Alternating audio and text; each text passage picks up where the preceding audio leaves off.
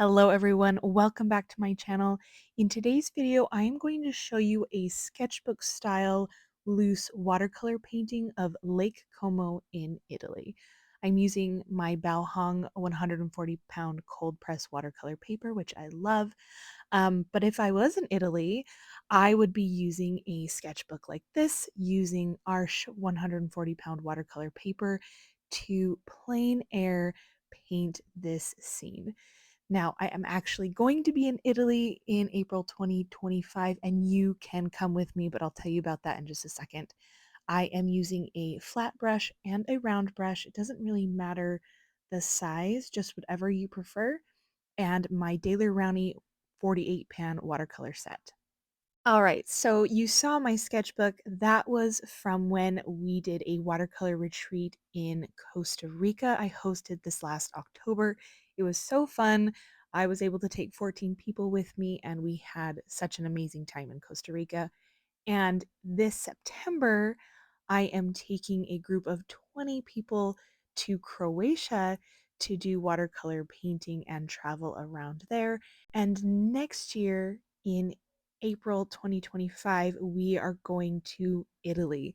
So the trip launches this coming Tuesday. We have 23 spots open. So if you want to come and paint with me, I would absolutely love it. There are so many details on my Instagram page and on the trip page. I will link them both below. Sometimes when we're painting landscapes that have a lot of architecture or they're really busy, we can get caught up in the details. So for this painting, I'm keeping it very loose and I'm trying to be really sketchy.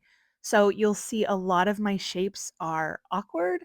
A lot of my proportions are not necessarily accurate, but I wanted it to go quickly because I'm imagining when I am sitting at Lake Como next year at this time, I want to sketch it really quickly. I want to be able to paint what I'm seeing in front of me without worrying about the final project. So this was just an exercise in doing that as if I'm painting in my sketchbook in Italy right now. First, the water is the most important part of this painting since it is at Lake Como. I wanted to get some depth with different colors while keeping the left side of the water really light and bright. And this painting is from the perspective of a balcony looking out onto the lake. And so, in front of us, right directly in front of us, and kind of blending into the lake, I have these flowers and a railing, and it kind of helps to establish the ground of the painting without you having to be right there on the edge of the water.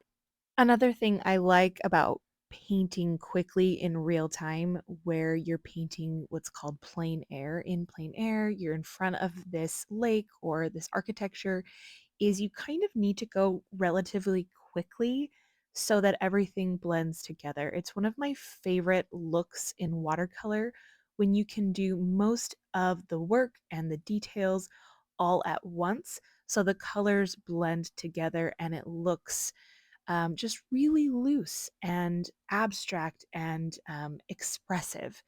So that is why I'm working really quickly. Not only because when we are traveling in Italy, we're not going to have as much time to capture everything that we want, but also it looks better if everything kind of blends together just a bit. So I have painted the railing. I wanted the flowers to blend up into the water. And now I'm going in and kind of using my flat brush to box in these building shapes that you see on the side of this mountain. And again, these proportions are not perfect. The buildings do not look perfect, but I kind of like that. It gives the entire piece a style, almost like a quirky children's illustration. And I love that about plein air sketchbook paintings, at least with this loose style that I do. Um, it doesn't have to be perfect. I don't really want it to be perfect. I like the way everything blends together and is kind of patchy, and if you leave enough white space and add things as they're still wet and everything is blending together, you can fill in the gaps with your brain. Your brain fills in the gaps. So I don't necessarily need to be painting the correct proportions of these buildings, as long as everything is consistently disproportionate, it kind of works. And you'll see at the end, um, you can see the buildings on the side of this mountain, and it looks like Lake Como. And so I think in the end, I achieved that, but it doesn't have to be exact. So I am looking at a reference picture, and as I'm looking at this picture, I'm noticing there's lots of trees and greenery tucked in between the buildings as these buildings are going up this mountain or hill. And so I am adding some greenery while the buildings are still wet because I love that diffused greenery look. Another way to get the right proportions, even though you're painting in a loose style, is to make the buildings closest to you a lot more detailed, and then the ones that are farther away from you a lot less precise. So you can see here, I'm just kind of adding in a rough rooftop into these more rough shapes because they are a lot farther away. We aren't going to see as much detail, and we're going to pack a lot more trees and greenery around them so they kind of blur as they get farther away from us. I'm working really quickly for the greenery in this section so that it blends into the houses and continues that blurred look. I also wanted the houses to be a little bit more patchy, so I could put more greenery so it looks like some of those houses farther away are more tucked into the mountain. And I think once I start adding this greenery around these houses in different areas, this painting really starts to come to life and you can picture it a lot better. When you're working with watercolor all at one time and you are trying to get in all of your colors and all of your values and have them blend together without drying, the trick to getting that to look natural is to have different values. So some areas can be darker, some areas can be lighter, and leave white space to get that rough, loose look, but then also have some areas where it's a good solid amount of color so it doesn't look too disconnected. You probably already know, but one of my favorite ways to add a darker value of color to greenery is by adding indigo into my greens and adding it while it's still wet so it gives a nice diffused shadow color.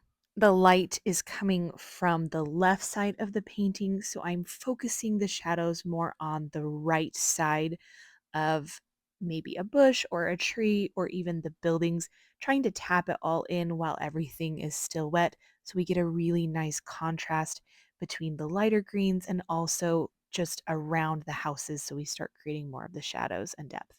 I could have definitely used a round brush for this part, but I feel like when I use my flat brush or my wash brush for these landscapes that I want to be really loose and abstract and rough, but also have nice shape to them, I like using my wash brush or my flat brush in unexpected ways. So you'll see me using just the corner of my flat brush instead of a round brush. You can totally pick up your round brush at this point. I like that it gives an unexpected shape, something that maybe I wasn't planning and I'm just rolling with it. It just really adds to the whole looseness of the piece. I'm going to finish off the railing coming to the right side now, but as you can see, this painting, even as it is, can stand on its own. You can tell that it's a lake. You can tell that there are buildings. It's really rough. You can definitely add details, and we are going to add details. But I just want to point out that when you're doing these sketchy plein air paintings, you can leave it in some of the beginning stages if you're working with a lot of your values while everything is still wet. And so you don't have to add the details if you don't want to. But now we are going to pick up our round brush for the details. Just because these details are so fine, I wanted a really nice pointed tip. So you can add awnings, you can add some vines. At one point, I add some railings along the front of the buildings. But the most important part to the building is adding windows. That definitely takes it from a square blob to, okay, yes, that's a building. I knew those colorful things were buildings, but now I can tell with the addition of windows.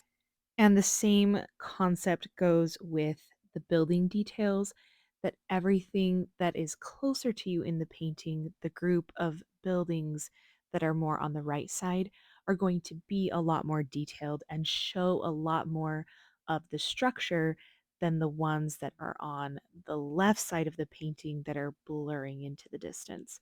So on the ones on the right, I do put, you know, a little bit more effort into adding some vines and the awnings and some railings, but I kept it just at those buildings and didn't add a whole lot to the other ones besides the windows.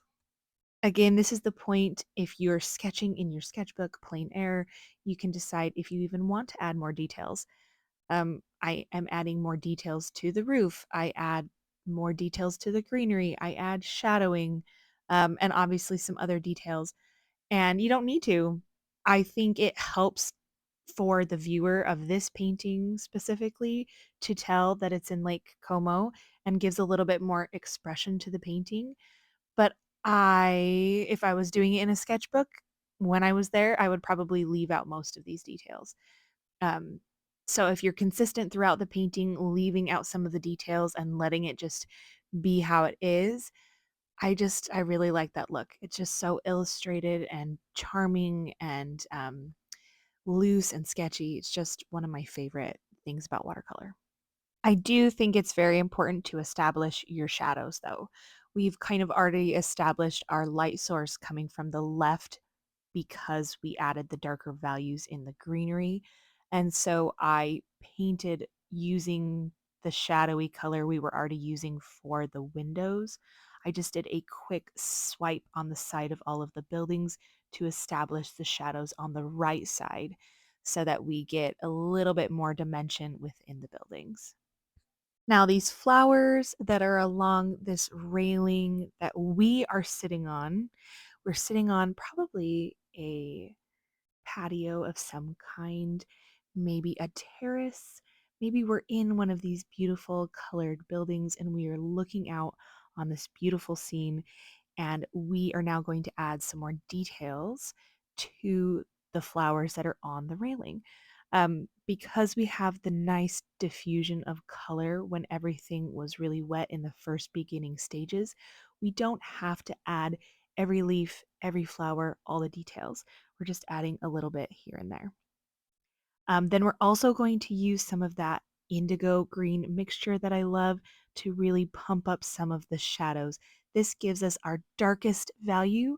So we have light, medium, and dark values, which really ties the painting together, makes everything start to pop. So I'm adding that in all of my greens, the greens on the mountains where I've established the shadows by the buildings, and also the greens on this railing that we have in front of us. Now, the water needs a little help, but it's very easy to overwork water. So do this really minimally at best. But we need to establish more of a shadow right along the water's edge. So I'm mixing some green in with my blue and just doing a very quick swipe along that water edge. And that is all it needs. I've been thinking lately that I probably should do a video about how to know when to stop, because that's a question I get asked a lot is, when do I stop? How do I know if I'm overworking a painting? And I think we've all overworked many paintings before, and I just thought that might be a good video. Tips and tricks on how to know when to stop and walk away from your painting. Sometimes it's hard. You just want to keep going. Next, we're going to add a small mountain range that is kind of peeking behind this piece of land that is jutting out into the water. So they're not connected, it's far into the distance. So we don't want the mountain bottom to be equal with this part of the land that is jutting out into the water. So that, I would say, is probably the biggest thing for adding the mountains in the back, is to establish a good differentiation between them.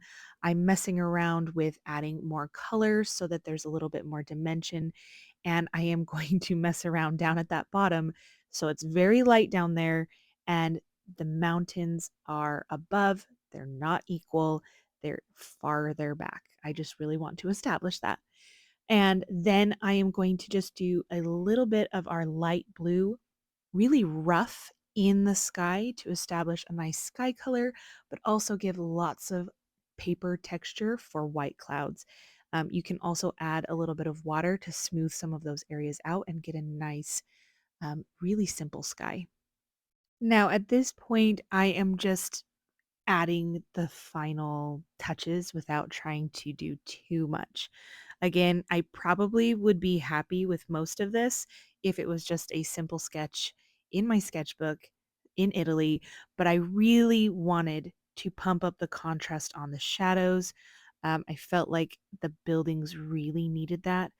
And I needed to add a little bit more detail on the mountains so they weren't so flat. So just a little bit of shadowing and texture so I get a very defined mountain bottom and some definition between those peaks really helps it to be nice and defined, mountains in the distance. I also added some texture onto some of the rooftops, especially the ones that were closest to us, and then at this point, the windows felt really light. And so I did a quick swipe on all of the windows just to darken up that color and increase the contrast so we could really see them popping on these buildings. And then as I finished up the details on these windows, I just knew I gotta step away. This is the end. We're not going to overwork this one. And I really like how this came out. It's very sketchy, so loose, exactly what I would want to paint if I was painting in plein air in Italy. And if you are interested in painting with me in Italy next spring, look for details down below, and I will see you all next time. Bye.